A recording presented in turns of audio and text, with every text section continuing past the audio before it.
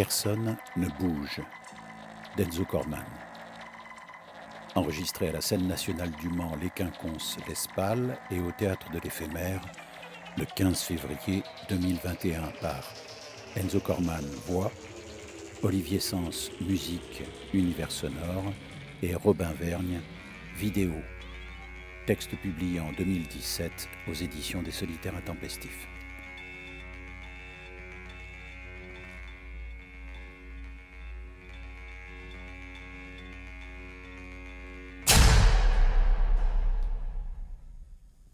Expliquez-moi, docteur, comment un règlement qui prévoit l'existence de quartiers d'isolement peut prétendre s'intéresser à ma bonne santé? Il se trouve, docteur, que si je devais souffrir de quelque chose, ce serait de cela même que définit le règlement et qui, soi-disant, motive votre visite, à savoir de l'isolement. Merci de le consigner dans votre rapport. Troubles de l'audition et de la vue, troubles de mémoire, troubles en tout genre. Et que les rats qui font irruption la nuit par le trou des chiottes sont les seuls êtres qu'il me soit permis de fréquenter. Et que ça pue la merde et le crécile. Ainsi qu'un certain nombre d'autres odeurs non identifiées. Et que les douches sont à cloaque. Et que la bouffe arrive froide, café du matin inclus. Et que les matons prennent un malin plaisir à débarquer dans ma cellule quand je chie. Et qu'il manquait 32 pages à la deuxième partie des démons de Dostoïevski que j'ai emprunté à la bibliothèque. Et que, je vous souhaite une excellente fin de journée.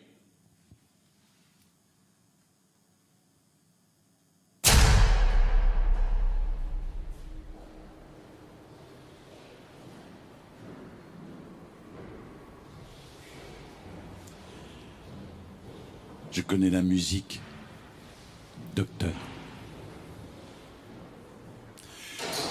Comme vous devez le savoir, j'ai déjà tiré une quinzaine d'années en centrale. Me voici de retour 13 ans plus tard. 13 années de nomadisme, de luxe et de récréation. Avez-vous déjà navigué dans les mers du Sud, docteur? Déjà survolé les îles australes en bimoteur Cessna? Connaissez-vous Tahiti? La Polynésie est mon terrain de jeu favori, même un peu plus que cela, à vrai dire. C'est un refuge. Mais les refuges sont également des pièges. Comme le dernier retranchement du forcené. On croit se réfugier au bout du monde, mais la terre est ronde, n'est-ce pas? Où qu'on se trouve, on est toujours au beau milieu du monde, en plein centre de la cible. Vous lézardez en paréo et tout à coup, le ciel vous tombe sur la tête. Vous vous réveillez menotté, entravé, embarqué dans une estafette, toute sirène hurlante à destination de l'aéroport. Retour express en métropole, fin de l'échappée belle. Il n'y a pas, d'ailleurs, docteur. On ne s'en va jamais là-bas. On est toujours ici. C'est-à-dire où l'on est quand on y est. C'est idiot, n'est-ce pas? Mais pensez-y de votre côté. Nous en reparlerons.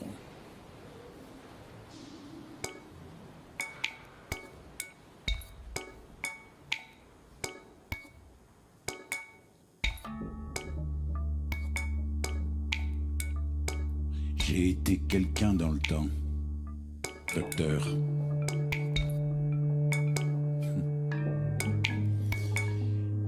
Été dans le temps. Affirmation grotesque. Est-ce que je ne suis plus? Est-ce que j'ai cessé d'être? Qu'est-ce que vous en pensez, docteur? Être et avoir été, patati et patata. Incapacité congénitale à conjuguer le verbe vivre au présent de l'indicatif. Tu as vécu, regret, remords, nostalgie. Tu vivras. Rejet, promesse, impatience. Nous ruminons sans fin l'herbe de la veille en spéculant sur celle du lendemain. Mais, contrairement aux vaches, docteur, l'homme n'a pas la tête à ce qu'il fait. Comme le dit Marlon, je voudrais tant être celui que j'étais quand je voulais être celui que je suis devenu. Être quelqu'un, docteur, ce n'est pas le contraire de n'être personne, mais le contraire d'être n'importe qui. Je n'étais pas n'importe qui. Mettons, le mec qui ne vous prend jamais au téléphone parce qu'il est en rendez-vous. Je me souviens de l'odeur somptueuse d'un certain costume, d'une certaine qualité de veulerie des gens, baies vitrées sur le fleuve, conciliabule feutrée. J'ai été quelqu'un dans le temps. Été dans le temps. Voilà. Le passé composé nous fait savoir que ce n'est plus le cas. Est-ce que je suis désormais hors du temps ? Ni dans ni hors, pour l'excellente raison que je suis devenu moi-même un bloc de temps. Au bloc, vous devenez un bloc de temps. Selon vous, docteur, à quoi ressemble un bloc de temps ? À un type qui débloque, pardi.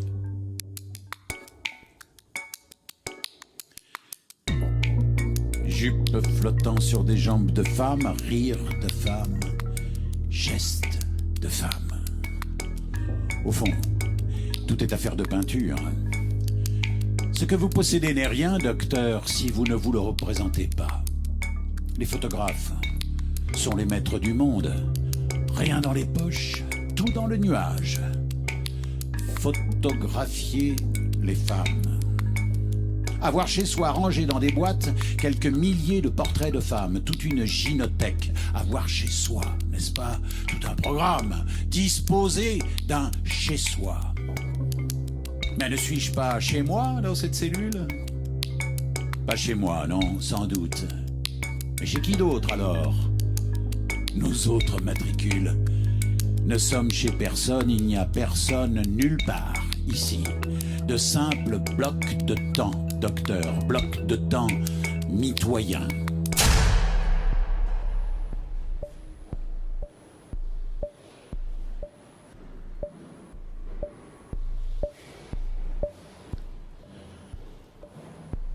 Lors de votre précédente visite, docteur, j'ai prononcé le mot lointain. J'ai repensé depuis à ce lointain, je me le suis représenté. J'ai vu un point perdu dans un paysage de brume.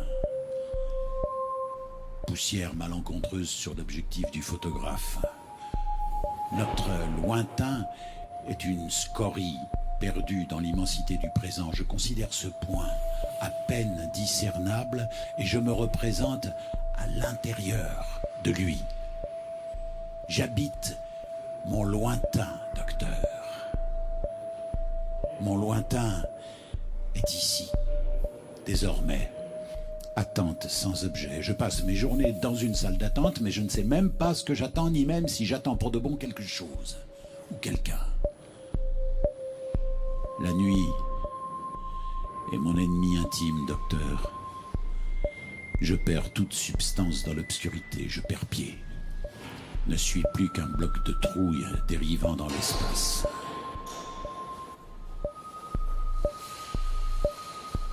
À quoi dirais-je qu'aura ressemblé ma vie ? À la cabine surpeuplée d'un avion de ligne ? Je me rappelle avoir lu l'Énéide à 10 000 mètres d'altitude. Jupiter, qui, du sommet de l'éther, au-dessus de l'Oural et de la Sibérie. La mer parsemée de voiles. Et je me rappelle m'être pris pour Jupiter. Les rivages et les peuples largement disséminés s'immobilisa alors au plus haut point du ciel. On est des paysages, docteur. Ses regards sur le royaume de Libye. On est un territoire. On s'habite comme on niche auprès d'un point d'eau. En aurons-nous jamais fini avec l'homme ? Participer de l'univers en expansion, croutons dans la soupe cosmique. Ah, quand vous souriez, docteur, vous montrez les dents. Moi, je n'ai jamais su comment sourire, avec ou sans dents, bouche ouverte ou fermée. Nous sommes outillés pour mordre, mais nous nous battons avec les pieds et les poings. Nous aboyons, mais nous ne grognons pas. Nos pattes sont fragiles. Nous souffrons du froid, mais nos femmes sont superbes. Vous nous quittez déjà, docteur ?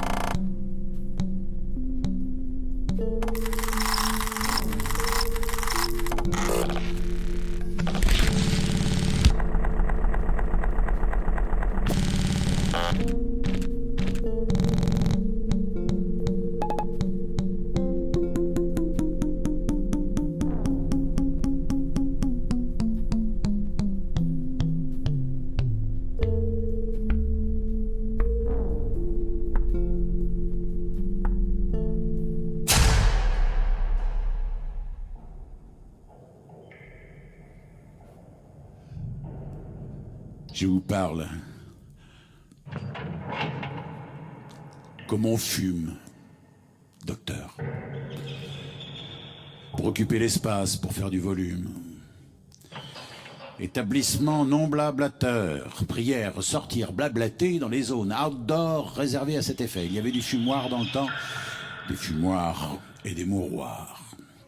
Aujourd'hui, des espaces fumeurs équipés d'un extracteur de fumée et des espaces blablateurs avec leurs extracteurs de langue déguisés en toubib.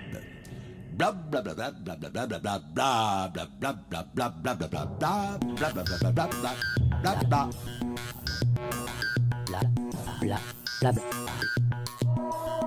J'ai voulu vivre en cinémascope, docteur. Le projet a vécu, je lui ai survécu. Il est cependant question de finir en paix dans un monde en guerre. L'autre jour, vous m'avez demandé si je suis apaisé. Mon âme, en camisole, se jette contre les murs de la cellule matelassée, quoiqu'il n'y ait ici ni camisole ni matelassage, la lassitude du soir et le blues du matin. Promenade sous le ciel grillagé, cours de 6 mètres par 3, 22 pas par tour de cours, 1 seconde par pas, 163 tours par heure, 6 km par jour, 40 km par semaine, 2000 km par an. Je vous laisse le soin de vérifier le calcul. 2000 km, l'équivalent de Paris-Athènes. Paris-Athènes, chaque année à pied. On ne fait pas plus terrien que moi, docteur. J'ai toujours aimé les grosses chaussures de marche. J'ai toujours aimé crapahuter, peser au sol. Sensation d'adhérence. Suivre un chemin de crête. Dévaler un pierrier. Vous n'êtes pas tout à fait libre, docteur, si vous n'êtes pas nomade. Il faut bouger, laisser derrière soi, quitter, abandonner. La seule façon de vivre au présent, c'est de foutre le camp. On ne va nulle part, on ne fait que décamper. Pas de gens du voyage, que des gens du départ. Ainsi font, docteur, les petites marionnettes. Les petites marionnettes se réveillent le matin avec la délicieuse sensation de la liberté.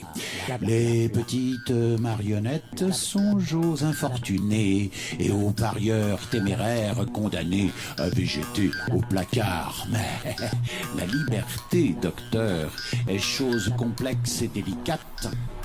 Les petites marionnettes agitent les bras, hochent la tête et se dandinent d'un bord à l'autre du castelet. 3 petits tours, et puis dodo.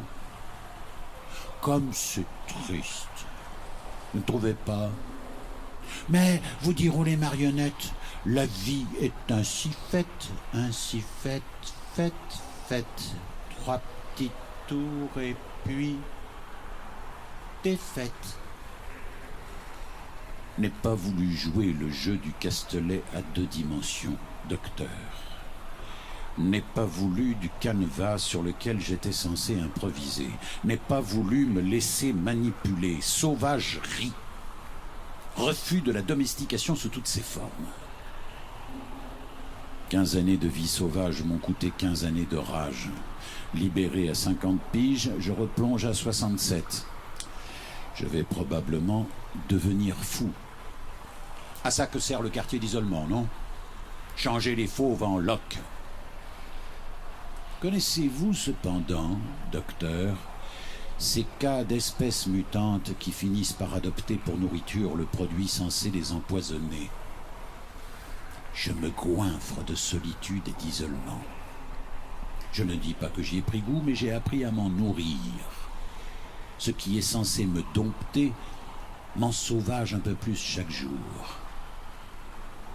J'ai appris à penser, j'ai appris à rêver, j'ai construit un monde virtuel dans lequel j'ai toute liberté d'aller et de venir, de cultiver des plantes, de frayer avec des animaux, de me vautrer dans l'herbe ou sur la plage, de nager, de lézarder.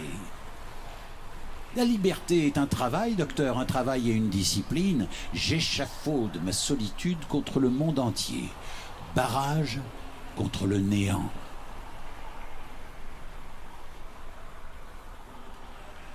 Mon monde virtuel a un nom, docteur. Un nom, une histoire, une cartographie, même un double dans la réalité. Dehors, vous êtes à l'intérieur du monde. Dedans, c'est le monde qui est à l'intérieur de vous. Dehors, dedans, pour peu qu'on y travaille un peu, ce n'est qu'une question de point de vue. Coffré à l'intérieur de soi. Je ne suis pas fou au point de prétendre qu'il n'y a pas de différence entre la prison et la non-prison. On est la prison et le détenu. Je m'interroge seulement sur la liberté de la marionnette et la mienne. L'âme. Prison du corps. Je dis seulement que je suis un être libre. Tout le monde ne peut pas en dire autant, n'est-ce pas? Le matin, le soleil se lève sur mon monde virtuel. Je bois un jus de pamplemousse frais, suivi d'un rhum. Un rhum comme celui que j'ai bu une fois avec Marlon à Tetiaroa. Tetiaroa, son atoll privé dans les îles du Vent au nord de Tahiti. Nous buvions en regardant les filles batifoler nues dans l'eau du lagon, et Marlon a dit « All we have is now ». Tout ce que nous avons, c'est maintenant. En 1967, Marlon Brando a acquis l'atoll de Tetiaroa, situé à 50 km au nord de Tahiti, pour la somme de 270 000 $, l'équivalent actuel de 2 millions de dollars. L'atoll, composé de 13 îlots, est cerné par une barrière de corail difficilement franchissable. Brando fit donc aménager une piste sommaire d'atterrissage. Il vivait dans une paillote traditionnelle et fit construire au fil des ans un petit hôtel composé de bungalows, susceptible d'accueillir amis et visiteurs. Tetiaroa fut dévasté à 2 reprises par un ouragan en 1981 et 1985. Ces destructions, ajoutées au déboire de son fils Christian, condamné à 10 ans de prison en 1991 pour le meurtre de l'amant de sa sœur, ont conduit Brando à délaisser complètement l'atoll durant les 15 dernières années de son existence. Vous doutez fortement que je connaisse Marlon, n'est-ce pas, docteur? Et vous doutez que j'ai pour de bon séjourné à Tetiaroa.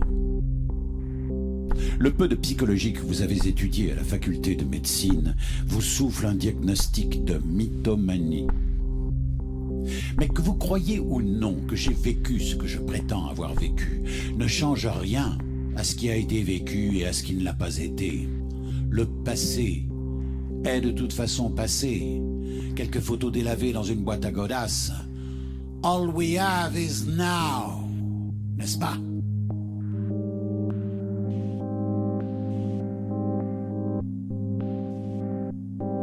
Le maintenant est montré, ce maintenant-ci. Le maintenant que voici, il a déjà cessé d'être, tandis qu'il est montré. Le maintenant qui est un autre que celui qui est montré.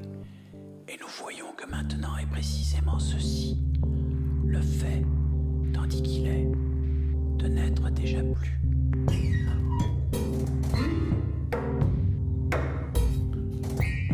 Marlon connaissait parfaitement la nature de mes activités et l'origine de l'argent qui m'emplissait les poches à l'époque.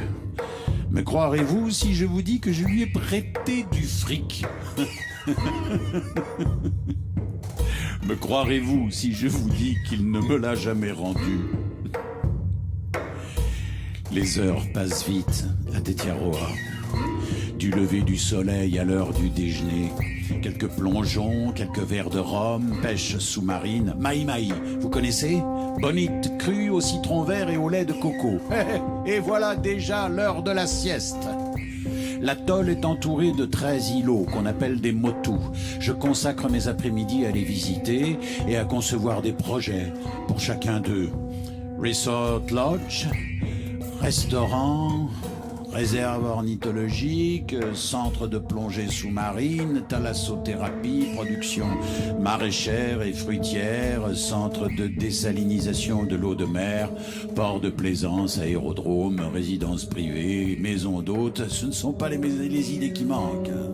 Ce qui manque, c'est le temps, docteur. Le savoir du temps. Présentez-moi quelqu'un qui m'explique le temps. Moi, je lui expliquerai la vie.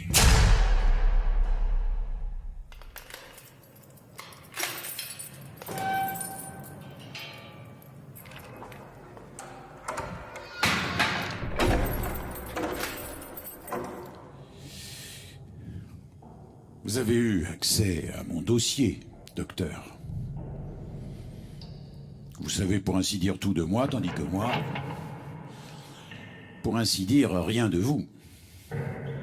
Je ne connais pas vos antécédents, votre situation familiale, les appréciations de vos supérieurs. Je vous cause, je vous envisage, je vous devine. Vous êtes lisse et taciturne, vous ne donnez pas prise. Réflexe professionnel, je suppose. Se protéger, se préserver, n'est-ce pas?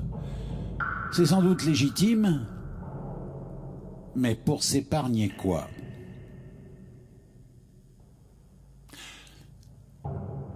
Vous avez peur, docteur. Je vous fais peur. D'un autre côté, qui pourrait vous reprocher d'avoir peur? Tête à tête, en quartier d'isolement, avec un individu réputé dangereux, DPS, détenu particulièrement signalé, plusieurs fois condamné pour meurtre. Vu que je n'ai rien à perdre, je pourrais parfaitement vous prendre en otage et exiger qu'on m'ouvre la demi-douzaine de portes qui me séparent de l'extérieur. Je pourrais en quelque sorte tenter de m'extérioriser. De m'extérioriser à vos dépens. Est-ce que c'est ça qui vous fait peur, docteur?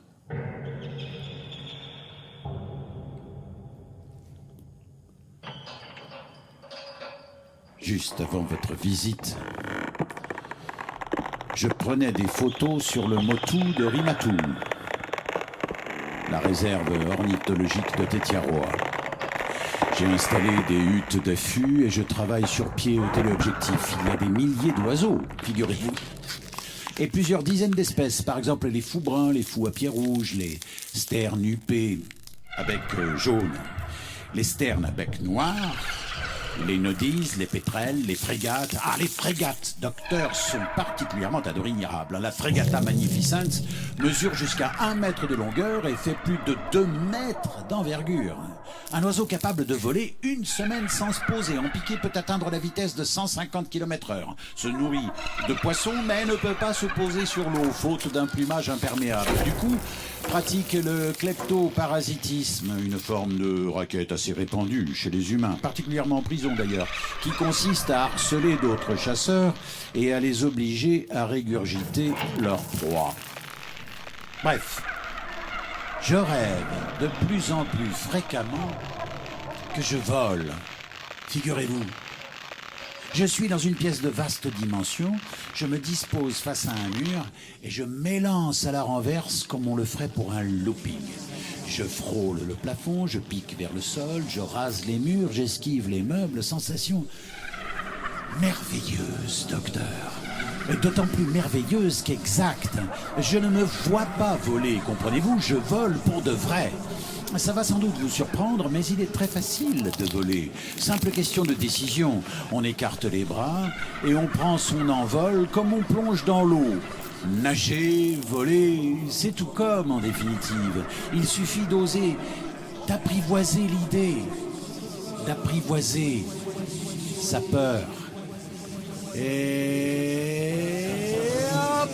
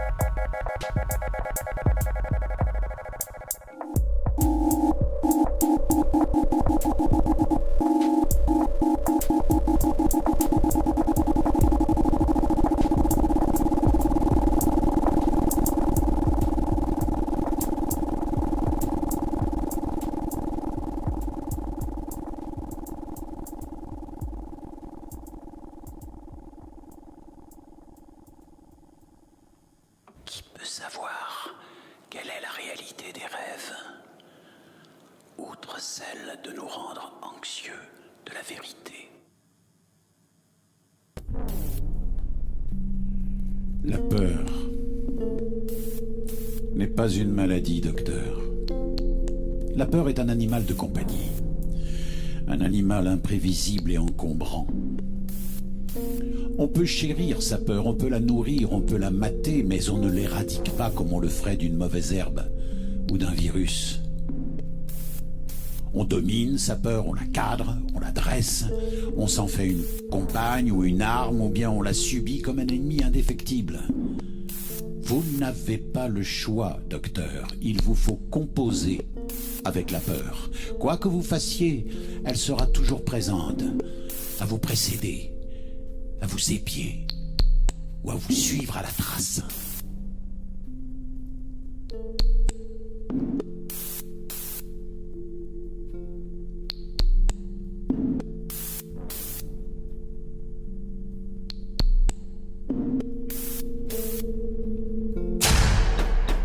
Personne ne bouge! Marche sur la tête! Baissez les yeux! Baissez les yeux! Personne ne bouge! J'ai vu tous les films, Marlon. Puis j'ai été moi-même un film. Tu as connu ce genre d'acteur, n'est-ce pas? Toute une carrière à jouer des gangsters, hommes de main ou petits caïds. Du milieu ou du cinéma, d'après toi, lequel a copié l'autre? La Warner a inventé le gangster, la Gaumont a inventé le voyou. Je me voyais bouger bizarrement, haché, et la caméra bougeait bizarrement avec moi. braqués sur mes yeux braqués sur les visages braqués sur mon feu, pas de contrôle. Le film se fige. L'action se corrégule autour du gueule. C'est moi qui écris le scénario, Marlon. Je tiens un des membres du personnel par les couilles et têtes de jeu, couilles modérées pour les buts. Je sais, où sont planquées les pièces les plus chères. Je m'arrache avec un petit kilo de cailloux estimé à 20 millions de dollars. Butin fourré à une figure russe pour un quart de sa valeur. Le film approche du dénouement. Avec mes 5 millions sur un compte aux Seychelles, je peux raccrocher et me la couler douce à perpète sur une plage de l'océan Indien. Je ferme les yeux, Marlon. Je vois la maison entourée du jardin exotique. Je m'aperçois sous la varangue, somnolent dans un fauteuil. Je peux sentir l'air brûlant, immobile. Je pèse le silence et je pige que mon film ne s'accommodera pas d'une happy end.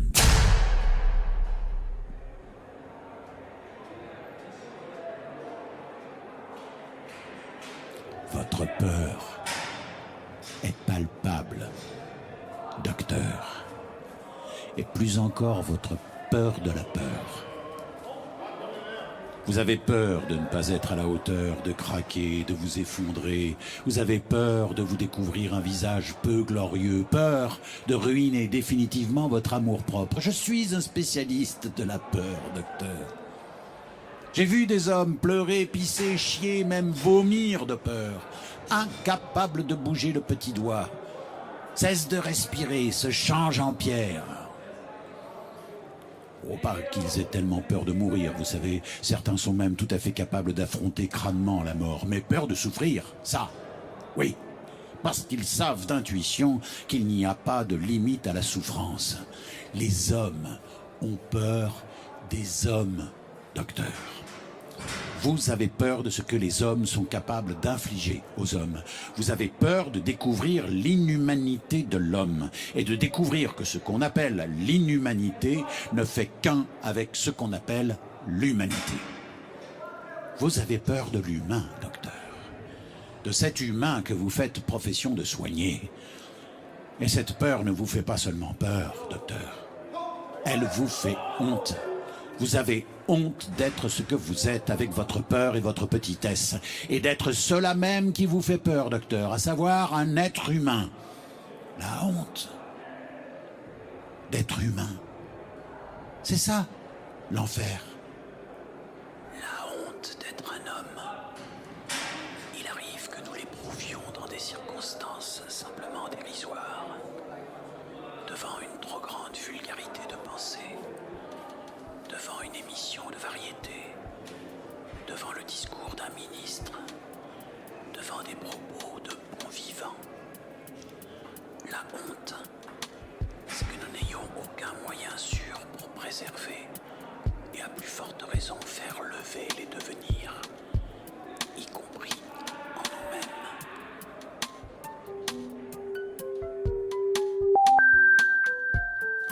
Je ne demandais pourtant pas la lune, Marlon.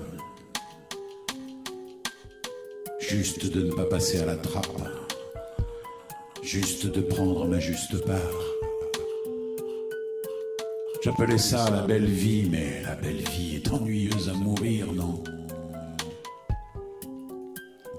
Vivre, c'était pas seulement être en vie. Encore faut-il sentir qu'on vit. Faire de ce qu'on fait la preuve qu'on est bien soi et pas n'importe quel autre. Quoi qu'en dise le code pénal, la peine ce n'est pas la privation de liberté. La liberté n'est qu'un leurre à la con pour marionnette. marionnettes salariées, la liberté de prendre le métro à heure fixe pour aller lécher les hémorroïdes du chef de service, la liberté de dépenser son fric en bouffant ce que tout le monde bouffe, en matant ce que tout le monde mate, en applaudissant ce que tout le monde applaudit, la liberté de penser ce que pense tout le monde. Non, la peine n'est pas la privation de liberté, Marlon. La véritable peine, c'est l'interdiction de devenir soi, plutôt que n'importe quel autre.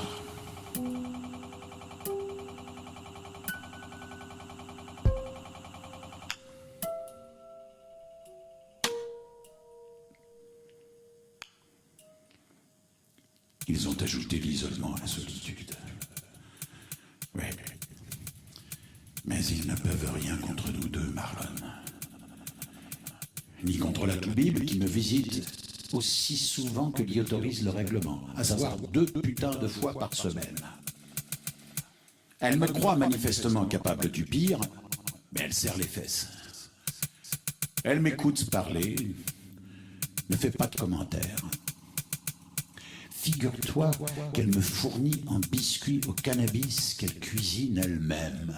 Qu'est-ce que tu dis de ça, vieux bouffeur de sucreries? Je substitue ces biscuits de Marrakech aux galettes bretonnes que je cantine, un biscuit, 3 heures de cavale, bye bye.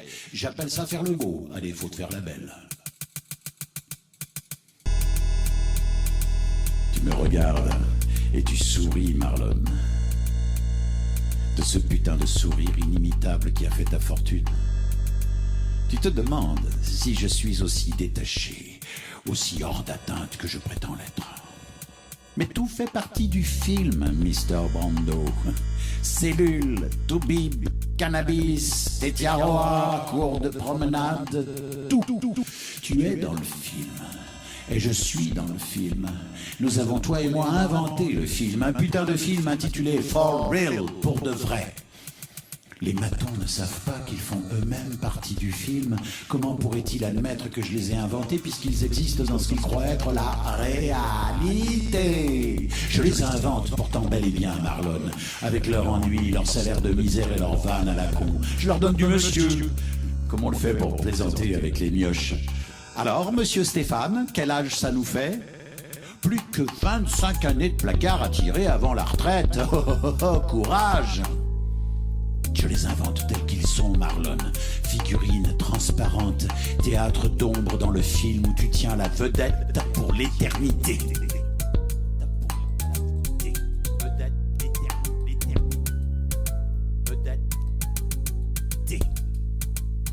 Vedette. L'éternité. Vedette. L'éternité. L'éternité pour l'éternité. T'as pour l'été. T'as pour le vedette. T'as pour le vedette. T'as pour l'éternité. Vedette. Vedette. T'as pour l'été. L'éternité. T'as pour l'été. Vedette. T'as pour l'éternité. T'as pour l'éternité. L'éternité. T'as pour l'été.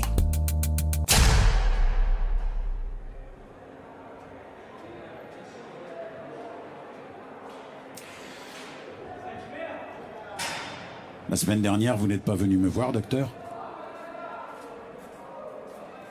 J'ai demandé après vous, on m'a dit que vous étiez malade. C'est que les médecins sont malades, eux aussi. Nous oublions que les médecins consultent même des médecins. Nous perdons de vue que nous autres patients ne sommes pas les seuls bénéficiaires de la vie et de la maladie, les seuls usagers du monde et de la mortalité. Nous nous croyons au centre, mais personne n'est au centre. Pour l'excellente raison qu'il n'y a pas de centre. Sommes-nous à la périphérie? Existe-t-il seulement une périphérie? Est-ce que la prison est une périphérie de l'humanité? La réponse est non, docteur. 9 millions de prisonniers de par le monde. La prison est partout. Le monde entier est devenu une sorte de prison. Avec ou sans quartier d'isolement, avec ou sans grillage séparant la terre du ciel. Une prison de mots. Performance, concurrence, compétitivité, productivité, tous ces putains de mots qui ont empoisonné vos années d'études supérieures, docteur. Autant dire, toute votre jeunesse, ces mots empilés comme des sacs de sable. Vous entendez? Siffler les balles?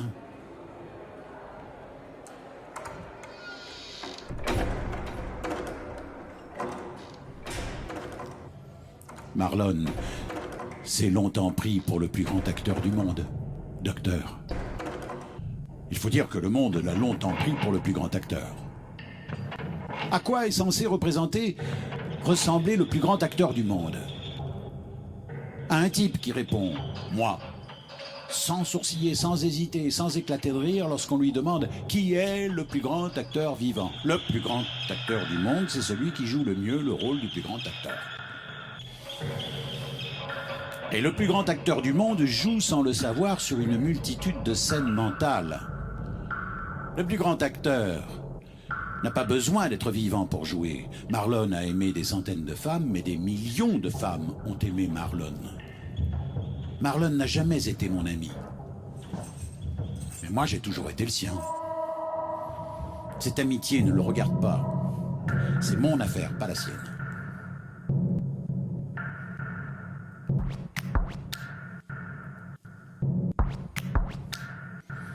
Je ne suis pas persuadé que vous goûteriez la vie sur Tetiaroa, docteur. Vous me faites l'effet d'une femme de la ville. Vous devez aimer vous fondre dans la multitude. Seul, la nuit, sur la plage de Tiarouanou, à regarder les étoiles, l'impression de solitude est proprement stupéfiante. On est véritablement seul au monde. On a beau se dire que le club auquel on appartient compte 7 milliards de membres, on n'en est pas moins parfaitement seul. Et parfaitement isolé. On a le monde pour soi seul, mais on ne peut rien en faire. Juste s'allonger et regarder la voûte céleste et penser « Je suis l'homme le plus libre de la planète. » Mais libre de quoi faire? À part regarder les étoiles et se baigner. Et vous savez ce qu'a pensé Marlon de son propre aveu, hein? Il a pensé au principal du lycée de son adolescence, un dénommé Underbrink, qui le tenait pour un incapable, et il lui a adressé ce message par-delà les ans et les milliers de kilomètres. « Vous qui êtes si intelligent, Mr. Underbrink, essayez donc d'avoir une île à vous. » Il était seul, couché sur le sable, regardant les étoiles. Et il a également pensé aux Tahitiens qui l'avaient précédé sur cette même plage et qui avaient regardé les mêmes étoiles des siècles avant lui. Aucun homme n'est une île, docteur. Mais il existe des îles désertes. Des îles désertes, oui. Et des hommes peuplés.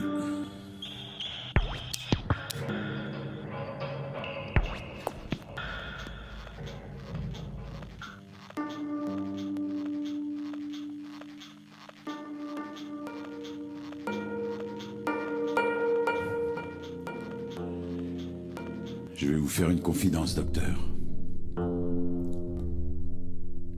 La nuit dernière, de retour du tribunal, je n'étais pas seul sur la plage de Tiarouanou. Ou plutôt, j'étais seul comme à mon habitude, et tout à coup je ne l'étais plus. Vous étiez là. Vous étiez là, oui. Silencieuse, distante même, à guetter les étoiles filantes. J'ai entrepris de vous expliquer l'origine animale des récifs coralliens, et je vous parlais sans parvenir à décider si vous m'écoutiez ou non. Plus je parlais, plus je me sentais concrètement porté au-dessus de la surface de l'eau par une colonie de coraux vieilles de plusieurs milliers d'années qui continuait de croître et de se reproduire. L'atoll me faisait l'effet d'un radeau gigantesque sur lequel nous nous tenions assis tous les deux à contempler le ciel, comme sur la carapace d'une tortue géante dérivant sur les mers du Sud. J'ai éclaté de rire et quand je me suis tourné vers vous, vous aviez disparu. J'ai relevé la tête vers le ciel et il n'y avait plus que la tache d'humidité sur le plafond de la cellule. Celle-ci, voyez, en forme d'atoll. Je suppose qu'on vous a dit que j'ai pris 20 ans. Je crèverai donc en ratière.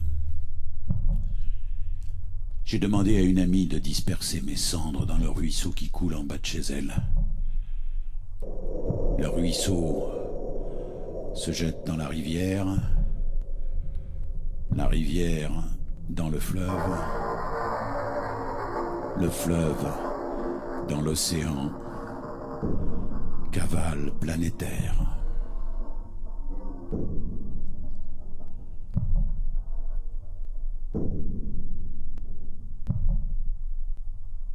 Mais après tout, quelle importance?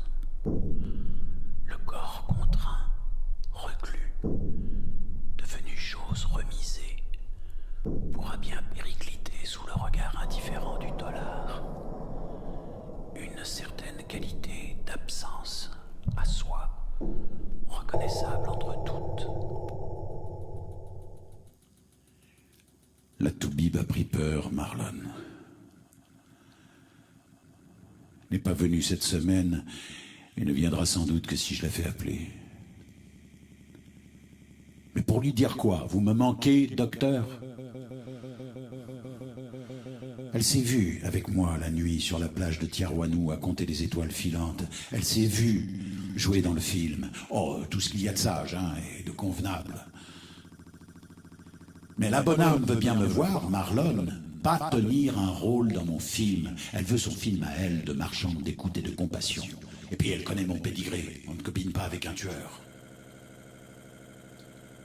Tu oublies les biscuits magiques, mec. Elle me fournit en cannabis pour éviter de me prescrire du Xanax et du Rohypnol. Ce n'est pas de la complicité, Marlon, mais de la médecine alternative. Elle risque son poste, mec. Et même beaucoup plus que ça. Elle s'ennuie, Marlon. Ça pimente sa routine. Mais tu as vu quelque chose, pas vrai? Ah, tu sais un truc que je ne sais pas. Je le devine à ton putain de sourire. Tu ne regardes pas les gens, Marlon, tu les passes au scanner. Je sais ce qui te fait sourire, Marlon. La toubib croque, elle aussi, le soir, ses galettes au THC. Ouais, elle se défonce dans son studio de célibataire. Elle se pose sur son canapé-lit et elle s'immerge dans la musique comme dans un bain brûlant. La musique l'enveloppe et la pénètre, la musique la baigne, la musique la berce, lui fait l'amour, la musique se déverse en elle. Elle se vide dans la musique et la musique emporte tout. Elle cherche un visage, Marlon, un visage pour donner vie à cette petite mort, un visage de tueur bien vivant, décrépit, moche, infréquentable, pas le problème, c'est même plus fort comme ça, beaucoup plus fort du moment que ça reste ce que c'est, sans un mot, sans un geste. Musique, cannabis, visage,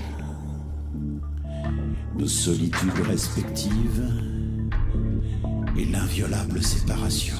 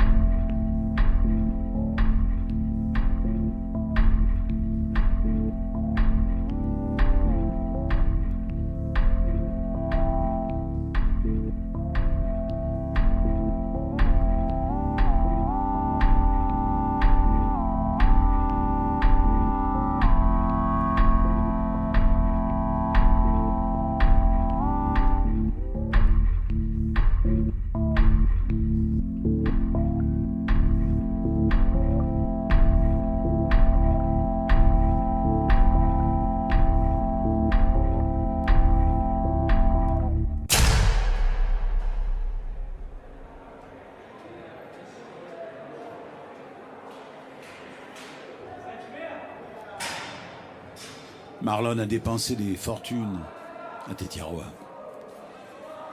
Il passait constamment d'un projet à l'autre et n'en a mené aucun jusqu'au bout. Un jour, il décidait de fonder une école d'aveugles en hommage à Mrs. Duran, la vieille dame aveugle qui lui avait vendu l'atoll après l'avoir habité pendant 25 ans. Le lendemain, il oubliait les aveugles et il proposait à des océanographes d'imaginer un observatoire du récif corallien, etc. J'ai dû tout reprendre à zéro. Tous les projets font désormais l'objet d'une étude de viabilité et d'un plan de financement détaillé. Chaque matin, ma journée débute avec un briefing qui réunit tous les membres de mon staff, des gens que je connais d'autant mieux que je les ai inventés. Qu'est-ce que vous voulez savoir à leur sujet, docteur? Nom, pays d'origine, diplôme, casier judiciaire, dossier médical, orientation sexuelle? Mon projet est fidèle à la pensée de Marlon, qui ne voulait à aucun prix d'un ermitage de luxe pour VIPs avec bungalow climatisé, restaurant de fruits de mer, spa, vainé. Marlon exécrait le pouvoir du fric. Je vous vois sourciller, docteur. Vous pensez au montant faramineux de ces cachets, n'est-ce pas? 10 millions de dollars dans le rôle du père de Superman, pour 10 jours de tournage, 1 million par jour, 100 000 $ de l'heure. La preuve par 9-0 que le fric est une foutaise.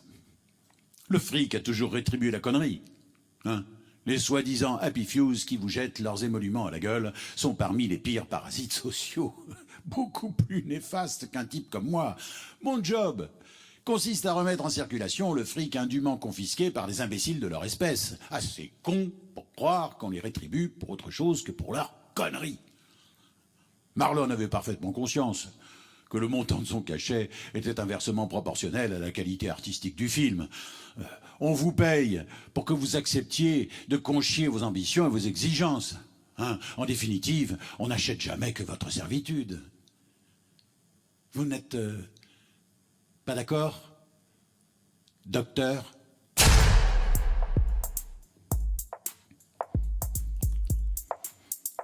Ils m'ont poissé, Marlon. Ils m'ont poissé, ils m'ont condamné et ils m'ont bouclé. Le film s'intitule Voix sans issue. Un tolard se raconte des histoires, ça c'est le pitch. Toi tu joues le rôle d'une star du cinéma qui rêve d'anonymat et d'île déserte. Mon personnage, lui, ne rêve pas. Il vit dans le seul endroit au monde où il lui soit encore possible d'exister, à savoir dans ton rêve d'île déserte. Tout est parti d'une photo de toi, prise sur Tetiaroa. Tu portais un chapeau de paille tressé et tu souriais comme un gosse en conversant avec une personne qui ne figure pas sur la photographie. J'ai tout bonnement décidé que j'étais cette personne.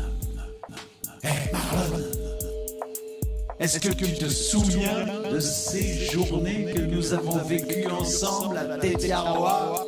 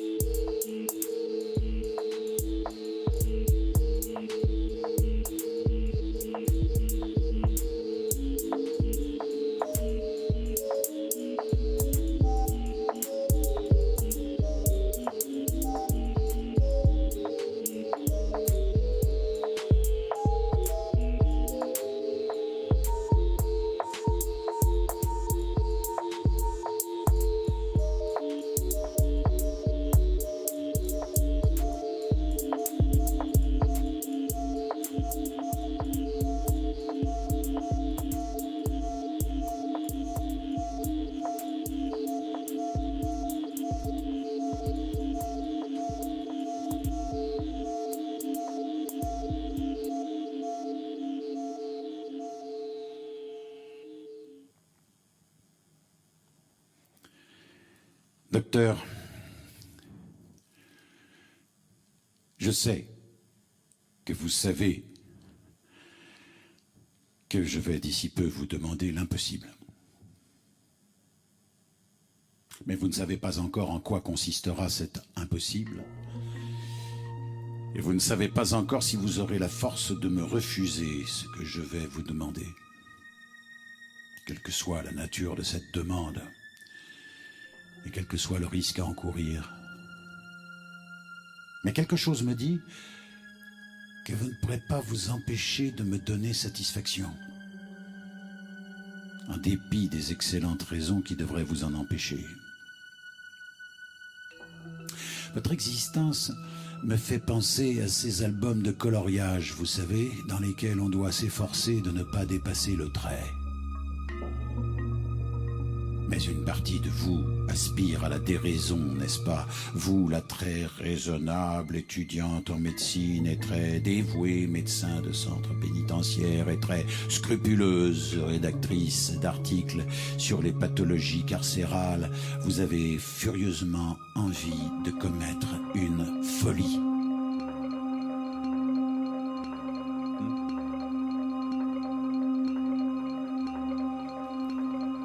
Je sais que vous savez que ma demande ne sera pas d'ordre sexuel. Vous savez que je sais qu'une demande sexuelle compromettrait notre relation et compromettrait du même coup toutes mes chances d'obtenir ce que je m'apprête à vous demander, qui m'importe bien davantage que quelques instants de plaisir. Vous savez désormais qu'en continuant à me visiter, docteur, vous vous exposez à cette demande exorbitante que je m'apprête à vous faire. Et vous savez que cette demande sera bien plus impliquante qu'une requête prévisible de dollars frustrés. J'ajoute que je ne souhaite pas vous prendre au dépourvu.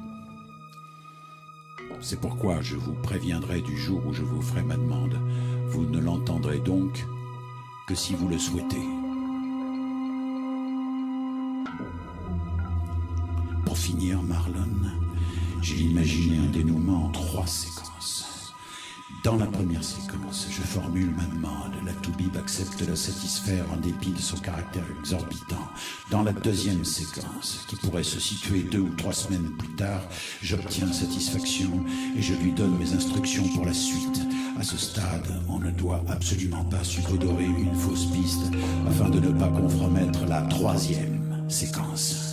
Il me faudra jouer double jeu jusqu'à la scène finale, ce qui ne va pas manquer de choquer la toubib quand elle réalisera que je l'ai dupée. Je pourrais ruiner son existence, Marlon, faire ce que j'ai à faire et lui laisser régler l'addition, m'en tenir à l'objectif sans me laisser distraire par les dégâts collatéraux. Mais je ne le ferai pas. Si la toubib me donne ce que je m'apprête à lui demander, elle fera preuve de cran et méritera le respect. Elle méritera d'être traitée loyalement, comme j'ai toujours traité mes associés loyaux. Non parce que la morale l'exige, mais parce qu'on doit pouvoir compter sur la loyauté de ses partenaires. Et qu'en ne récompensant pas la loyauté, on encourage la trahison.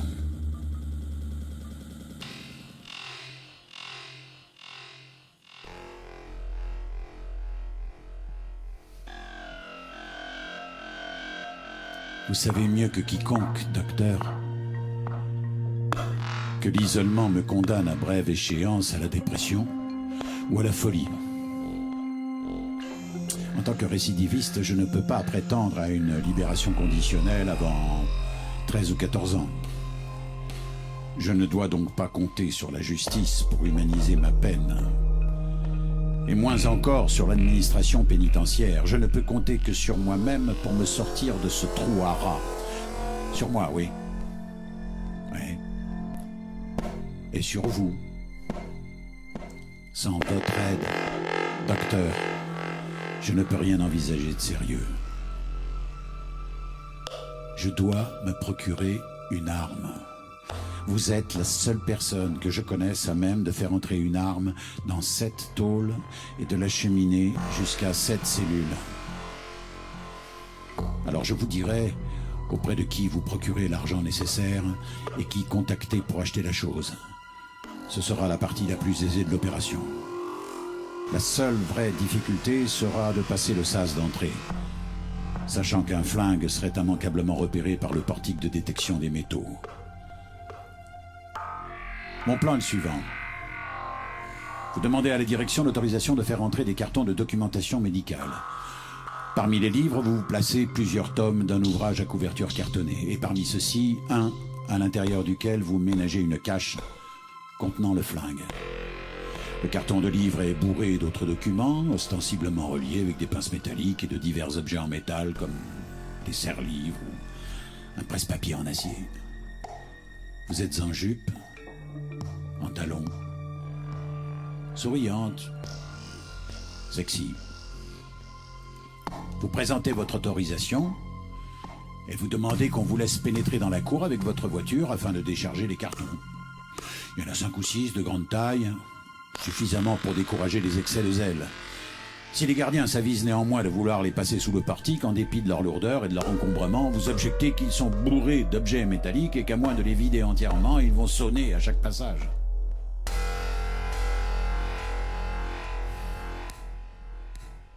Je ne veux pas minimiser les risques, docteur. Vous avez un métier, un avenir. Vous êtes libre de vos mouvements. Vous pourriez perdre tout ça pour m'avoir rendu ce service. Alors je vous pose la question. Êtes-vous prête à risquer votre existence pour m'aider à sauver la mienne du naufrage ?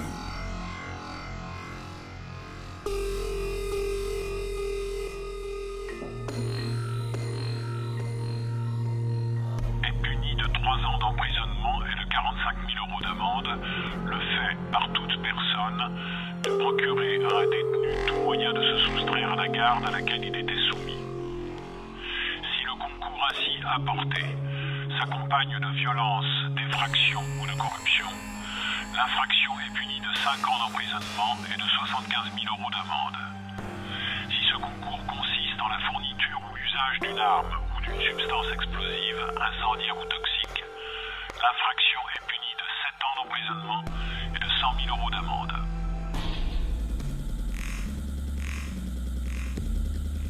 Elle va le faire, Marlon. Elle ne le fera pas pour moi, mais pour elle. Uniquement pour elle, à ce qu'elle dit.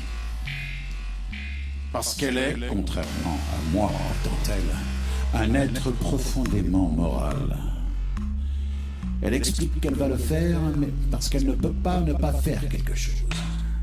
Elle dit qu'elle déteste les truands, mais qu'elle déteste plus encore la prison, et plus encore, dit-elle, de devoir admettre la nécessité de la prison. Elle est déchirée, Marlon. Qui de nous ne l'est pas? Mais le monde se fout éperdument de nos états d'âme. Le monde nous encule sans nous demander la permission. Tétaroa, dévasté par les typhons. Le cinéma, dévasté par le business. L'homme noir, dévasté par l'homme blanc. Ta famille, Marlon, dévastée par les meurtres et les suicides. Tes amours dévastés, toi-même dévasté par ces dévastations incessantes, devenue ta propre caricature, reclus dans ta villa bunker de Mulholland Drive. Jusqu'à ces derniers jours, la Toubib faisait partie de ces gens qui se croient immunisés contre la dévastation. Elle pensait pouvoir pratiquer la médecine en prison sans que la prison ne dévaste sa médecine. Et ne dévaste sa vocation de médecin. Et ne dévaste du même coup son existence. Elle sera dévastée, Marlon. Et elle sera honteuse, mais elle apprendra à survivre à la honte et à la dévastation. Je lui dois le respect, pas la tranquillité.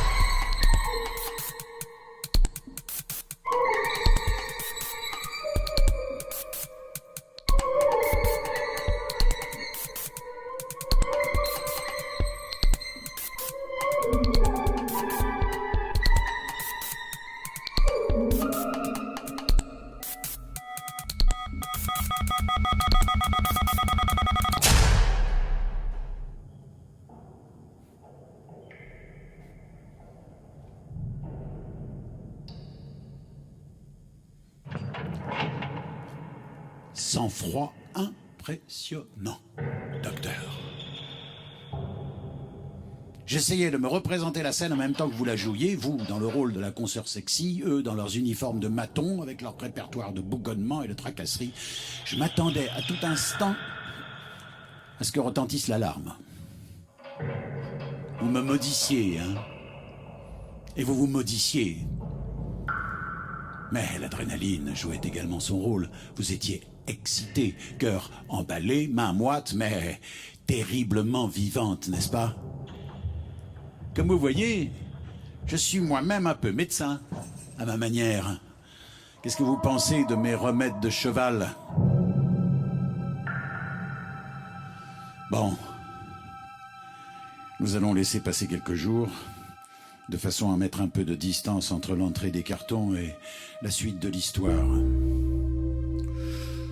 Puis je vais me plaindre d'une sciatique. Vous reviendrez me voir et je vous prendrai en otage. La scène sera violente et je la jouerai à fond. Je vous préviens que vous aurez peur pour de bon.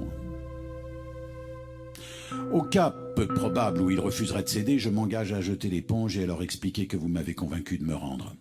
Mais s'il cède, comme je le crois, nous franchirons ensemble toutes les portes, je vous mènerai sur le parking jusqu'à votre voiture, je vous donnerai l'ordre de l'ouvrir, de prendre le volant.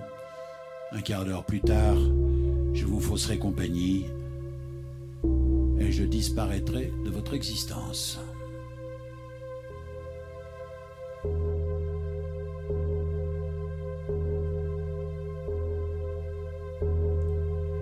Le scénario vous paraît-il crédible, docteur?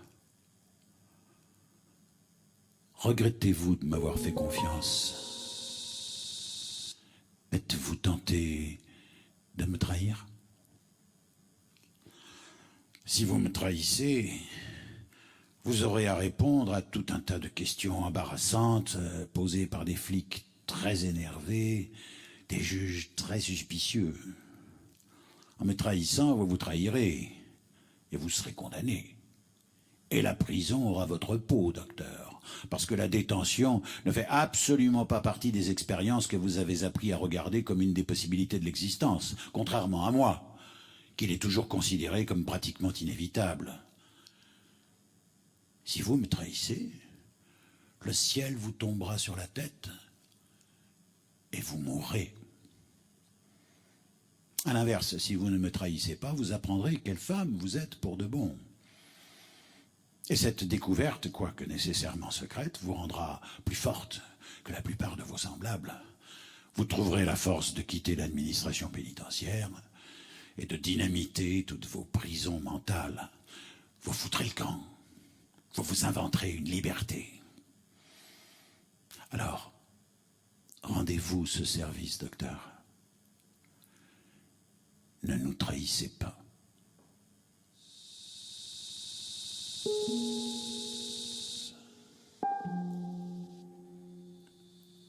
Dernier jour de tournage, Marlon. Intérieur soir, plan fixe de la cellule. Lit, mur, tablette, tabouret. Nature morte carcérale. D'abord, il ne se passe rien. On entend les bruits de la centrale. Machine sonore, indifférente. Je rentre dans le cadre. Je m'assieds sur le lit. Regard fixe, coude sur les genoux. Silence. Je dis, tu sais, Marlon, ma phrase reste en suspens. Je regarde mes mains, je bouge les doigts, j'examine mes phalanges, mes ongles. Je ferme brièvement les yeux, je dis, je te laisse diriger la prise, Marlon. Le détenu est assis sur le lit de sa cellule, attentif au bruit, soucieux d'anticiper l'ouverture intempestive du mouchard, le coup d'œil du maton. Il a rédigé un mot, bobard plausible et laconique sur la provenance de l'arme. Une blatte sort de derrière les chiottes, puis 2, puis 15. Toute une population qui prend la direction du lavabo, colonne nomade dans le désert du mur lépreux. Le mouchard claque, l'œil du maton scrute la cellule. Qu'est-ce que tu fous dans le noir? Je sympathise avec les cafards. Nouveau claquement du Judas, la porte pourrait s'ouvrir, mais elle reste close. Ma main s'enfonce dans le matelas. J'empoigne le flingue. Je l'extirpe de sa cachette. J'arme le coup et je m'enfonce le canon sous le menton. Je revois ton sourire sur la photo, Marlon. Tu as peur des requins? Demandes-tu. Est-ce qu'il y a vraiment des requins, Marlon? Il n'y a guère qu'un moyen de s'en assurer, mec. Tu veux que je plonge pour vérifier s'il y a des requins dans le lagon? C'est ça, Marlon? Plonge. Ouais, plonge. Et garde les yeux ouverts, mec. Je ne plongerai que si tu plonges avec moi, Marlon. Pas de problème, mec. Tu es prêt? À 3. Le dernier dans la flotte est un froussard. 1, 2, 3.